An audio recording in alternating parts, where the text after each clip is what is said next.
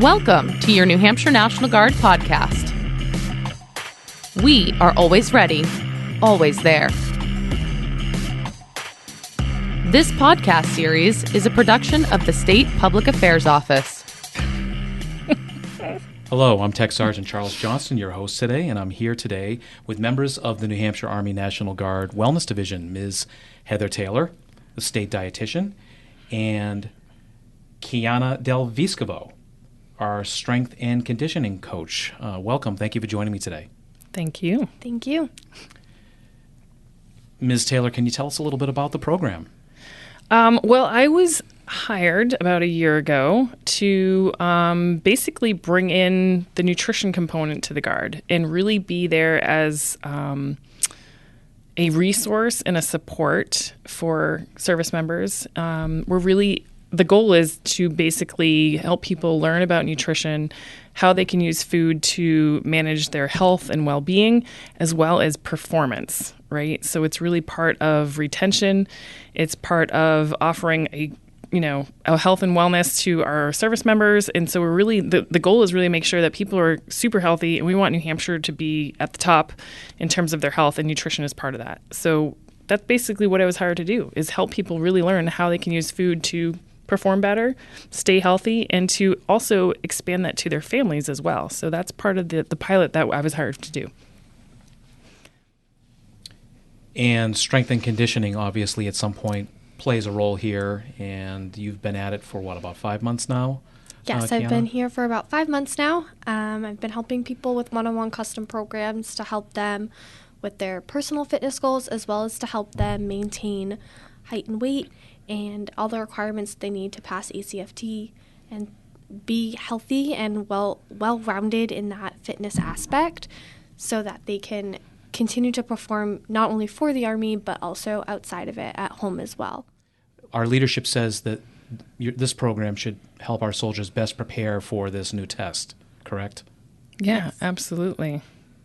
We have soldiers that are coming from different places in our country that are like trying to figure out, how does fitness work into my life, right? How does nutrition work into my life? And they're coming from many different areas. We have some people who have never picked up a weight before. We have people who I'm just a runner, and we're realizing that is not complete, right? We need to make sure that they're not going to injure themselves, that they're soldier ready, they can be adaptable in many different areas. And the same is true for nutrition, learning about, we also need to make sure that you're eating in a way that isn't going to put you at risk. You're eating nutritionally. You're not just eating just a bunch of calories. You're making sure that you're eating in a way that's going to make you a better performer, and also reduce your risk for disease. We don't want to have people coming into the military setting themselves up for failure in terms of, high cholesterol, having issues digestively, hurting themselves because they're not eating appropriately. And we have a culture now that we're trying to change. It's not just, push-ups and sit-ups and you're good to go. We know that we have to do a lot of different things, and we don't want to have injuries, right? We don't want to have pulled shoulders and ripped hamstrings. We want to make sure that you can carry loads. You want to make sure you can climb over, mountains and help people, push people, do whatever you need to do. And the old way that we used to do that was not substantial. And I think it's true with nutrition too. It's not just, hey, just have a pile of pizza and you'll be good to go.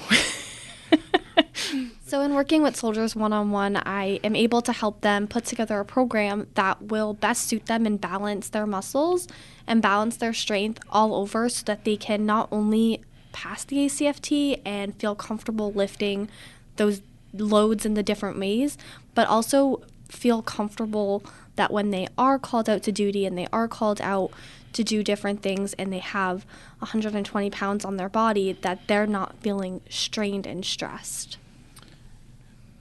Because the test now, obviously, it's not just a run and push-ups and sit-ups. I mean, you have to have some pretty significant functional strength in order to pass. Yes, there's a lot of functional strength, and there's a lot of asking your body to do movement patterns that are similar to what they're going to be asked to do out on the field when they get called out for deployment, when they get called out for different active duty requirements. Back to the dietitian piece, we've spoken before about your feelings about food, and I think you said how you think that food can literally save people. Oh, absolutely. I've been a dietitian for 22 years. And so I've seen people recover. I've seen people reverse disease. I've seen a lot of things. Inflammation goes away, headaches go away, cholesterol comes back to normal, reversing type 2 diabetes, things like that. And when it comes to athletes, which is basically what we're kind of asking our soldiers to be, is like top athletes, right? We know, just based on just general research, that the better nutrition that you have, the better you perform.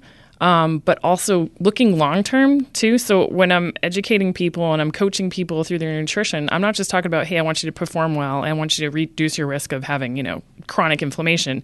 This is something that they're going to take with them for the rest of their lives, right? I'm teaching them about how nutrition not only helps you right now in this moment, but how it's going to help you prevent disease and make sure that your life is enjoyable. And I think that's the benefit of learning how nutrition heals you, right? So it's a much broader, bigger picture than a lot of people think about. A lot of our soldiers come to me and they'll say, I used to just starve myself so I can make tape, and then they'll come back and be like, I need to do this the right way because I know this isn't permanent. I know I don't have the skills or the education about food. Help me, teach me how I can use food in a way so that I don't have to keep doing this kind of back and forth and make tape so I can keep my job, basically, right? Speaking of making tape, you have a tool at your disposal that's pretty high tech. Yes. So we have a Fit 3D, which is basically a super fancy scale that not only weighs you, but it's going to actually give you information about your inches, your body composition, so fat versus lean body mass. It gives you a lot of information in terms of actually looking at even risk factors. So it'll look at your waist to hip ratio. So if a lot of people who have accumulation around the visceral area is typically a risk factor for heart disease and inflammation. So that's a great little tool, but it also looks at lean body mass and that fat mass, which is what I'm looking for. If somebody's trying to improve strength or lose weight, I want to make sure they're doing it correctly. So if someone is not doing it correctly, I can see that through that machine. It'll tell me, okay, if you're not eating well, if you're starving yourself, you're going to tap into that lean body mass, and I'm going to see that, right? If you're trying to put on strength and you're not eating enough, you won't see that lean body mass growing. So it helps me with developing food plans for people, and it gauges, where are you? Where's your sweet spot? Where's your little window that you need to be in?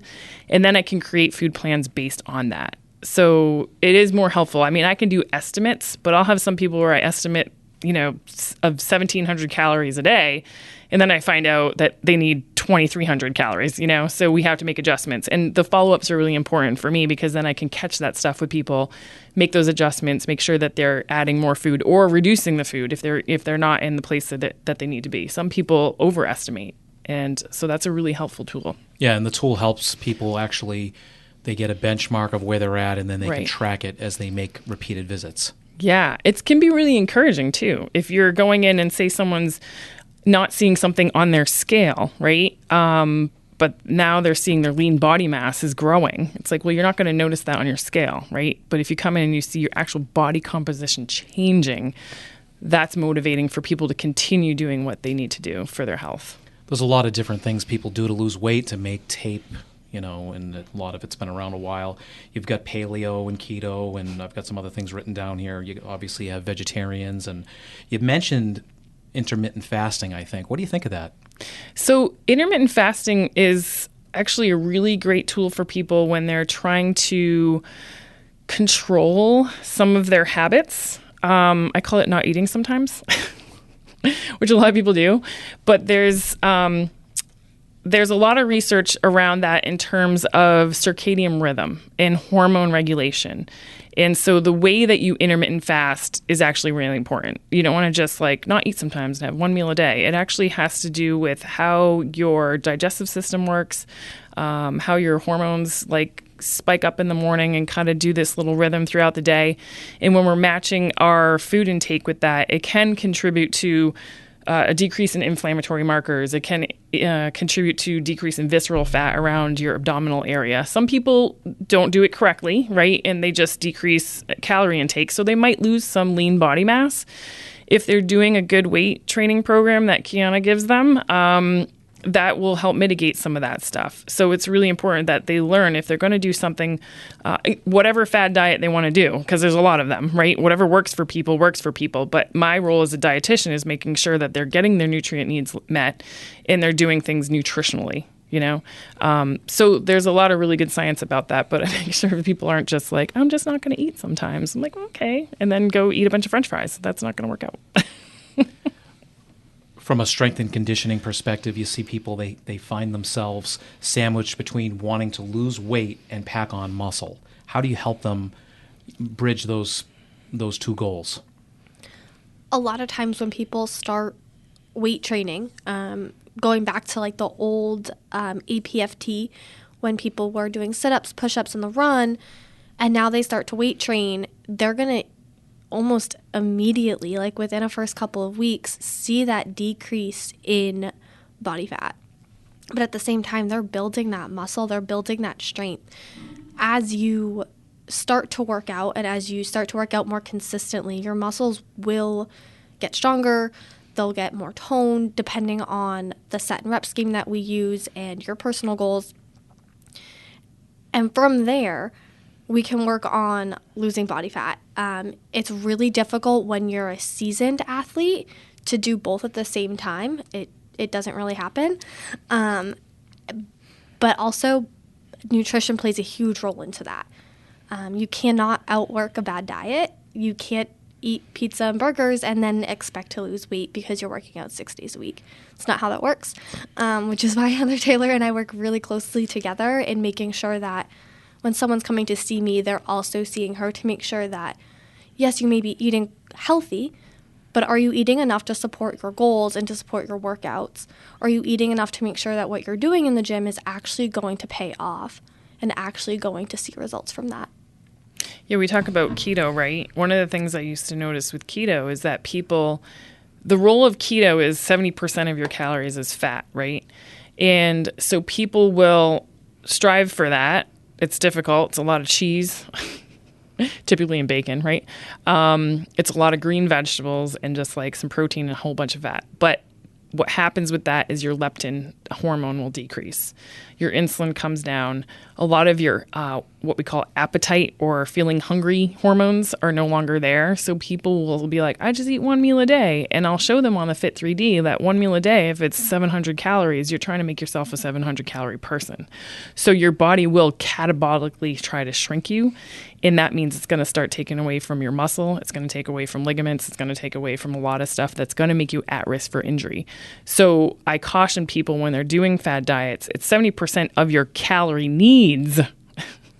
So they need to learn what that is. If you want to do a fad diet, let's do it correctly. But I don't typically like keto for a long period of time. I think it's a great diet for people with seizures, metabolic issues with, processing glucose, traumatic brain injury recovery, where the brain just cannot use glucose at a certain time because it's too inflamed.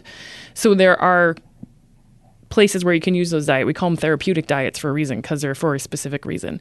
But when people are doing something like that, making sure that doing it correctly is really important. And a lot of times people will be like, all right, I'm done with that. I'd like to have a piece of fruit. That's a great thing. I love fruit too. Fruit does not make you fat. So I encourage people to have variety, because when we have more variety, we're getting more nutrition. We're getting nutrients. We're getting enzymes. We're getting things that really do support the microbiome, your immune system, all of this stuff, right? So I know you have a couple of success stories. Can you tell us about one of them? Oh, so many.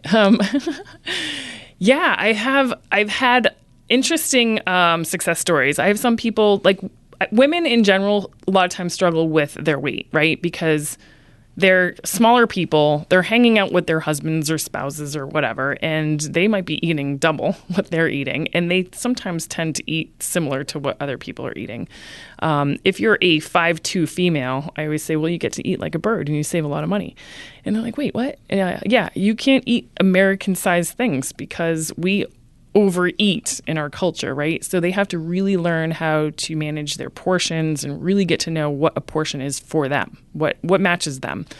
So I've had a couple of really great success stories with, people who've really struggled over and over again. But what helped them was the ongoing meetings that we would have, right? We would talk about, what are you eating? What are your areas that you're working on? Is it because you're eating too much in the weekends? Are you having too much social time?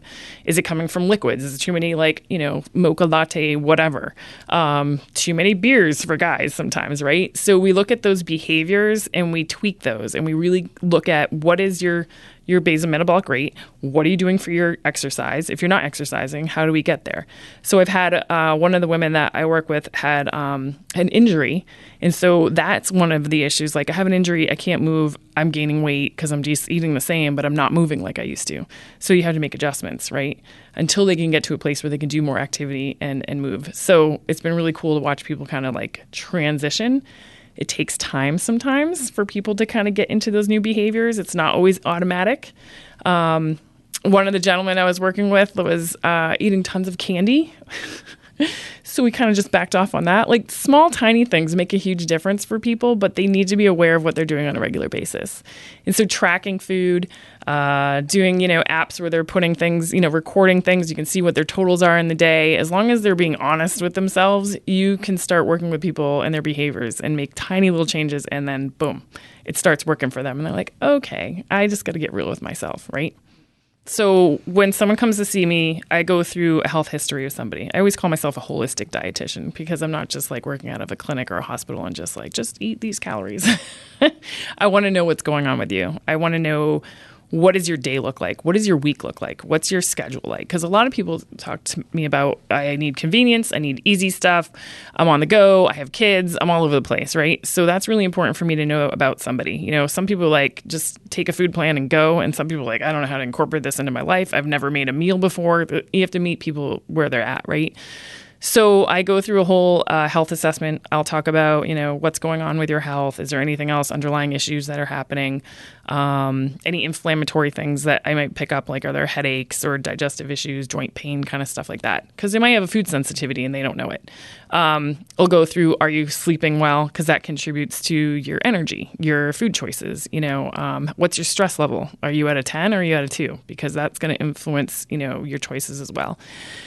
And then we get into, let's talk about your basal metabolic rate. Let's do a Fit 3D. Let's see what you're actually eating to. I need to know what you're doing. So, hey, here's a 24-hour recall. Tell me what you did yesterday. And everyone usually looks at me like, oh no, do I have to confess my sins of my food right now? But if I don't know what they're doing, I can't help them, right? So that's really important for me to get an idea of what they're doing on a fairly regular basis. And then we basically just go into a food plan. I say, this is what we should be doing. Can you incorporate this? Let's look at Monday, Tuesday, Wednesday, Thursday, Friday. How do we put your meals together? What do you do? Do you skip breakfast? Are you doing lunch and dinner? Like, who are you with? Who's putting meals together? Are you on the road? Are you living out of a hotel? This helps me organize foods for them. And then it's just a lot of brainstorming and coming up with ideas around just meal planning and snacks and things like that. And so it takes a lot of the anxiety and the stress around, I have no idea what I'm doing. Now they have a plan. And it's all about planning. It's all about organizing. If you don't plan, you fail to plan. If you plan to fail, or whatever that is, right? So it's a lot of, let's get into a situation where we can look at your day and just hammer it out. And a lot of people just don't do that. They don't take the time to actually look at what they're doing. They have no idea what they did yesterday. When I ask them for a 24-hour recall, I usually get like the blank stare. Where was I? What was I doing? I don't know. So it's important for people to now not be in hindsight, hind brain or whatever we call it, where they're just kind of reacting. They're going into planning mode. So they're using that, vision. And that's where you see the transformation. If you don't plan, you're not going to actually follow through with things typically. So that's basically what we do. We just sit around and plan a lot of stuff. This has a lot to do with the families too. I was speaking to a soldier who got a consult from you, and he brought his spouse to help keep him on track. Yeah, that's what's great about this. We get to offer our services to not only the service member, but their family, right? We know that a healthy family working together is a lot easier than people who are just fragmented. You have, some person that's sitting there eating a pint of Ben and Jerry's while somebody's trying to lose weight. It becomes more difficult, right? You're tempted. There's a lot of things that go into that. And when you have everybody trying to be healthy, it just makes the whole process easier. Everybody's on board. Everybody's like shopping for the same things. We're putting like meals together that have a vegetable on a plate, not just a pile of Doritos. And so it does help and encourage people who are trying to make that change and progress with their health. Love it. So when people come and see me, they kind of go through a very similar type of process as Heather Taylor's intake. And we go through your health history. We talk about injuries. We talk about where are you feeling aches, pains, and sorenesses. Are there specific joints that are achy and uncomfortable when you do certain movement patterns? And then we talk about what are you currently doing? Let's get real and let's talk about, are you wanting to work out 5 days a week, but realistically you're only getting there 3? And then we talk about your goals, what realistically will fit into your schedule, as well as what I can do to best support you through that schedule.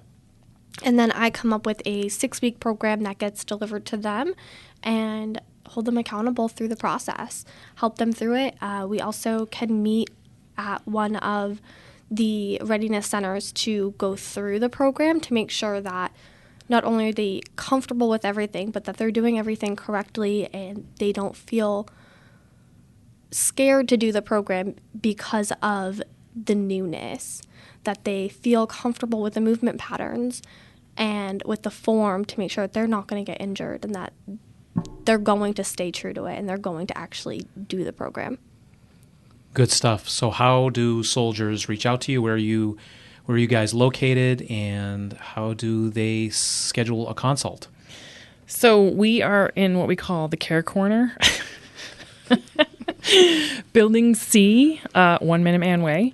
And you can reach us either through phone or email. My email is heather.s.taylor, 3.ctr@army.mil. And mine is kiana.delviscovo.ctr@army.mil. I'm just going to spell that out. So it's Kiana, Kiana .delviscovo.ctr@army.mil. And you can also reach us through phone. I'm just 603-227-1519. And you can schedule appointments with me through the phone. You don't have to come into the office. Yep. So if you want to do, I've done Zooms with people. I do phone conversations. And this happens with family members too. I've talked to somebody's father down in Florida about their diabetes. So I want to make sure that service members know that it doesn't have to just be in my office. If they're not close to Concord, we can do things differently. Thank you for joining me today and coming on the show. Thank you. Thanks for listening to your New Hampshire National Guard podcast.